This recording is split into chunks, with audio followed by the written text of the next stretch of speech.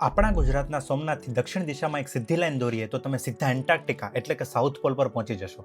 પણ આ વાતની જાણ આજથી 1400 વર્ષ પહેલા પણ હતી, જ્યારે ગૂગલ મેપનું કોઈ અસ્તિત્વ જ નહોતું.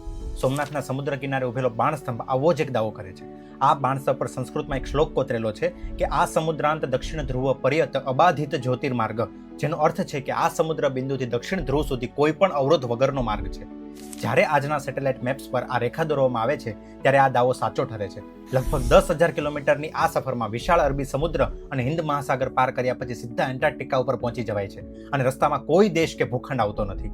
આ સ્તંભનો ઉલ્લેખ આજથી 1400 વર્ષ પહેલાના ગ્રંથોમાં પણ જોવા મળે છે.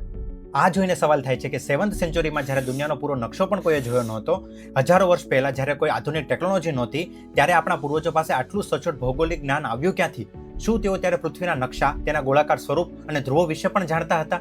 તમને આ રહસ્ય વિશે શું લાગે છે? શું આ પ્રાચીન ટેકનોલોજીનો પુરાવો છે કે પછી એક અદ્ભુત સંયોગ?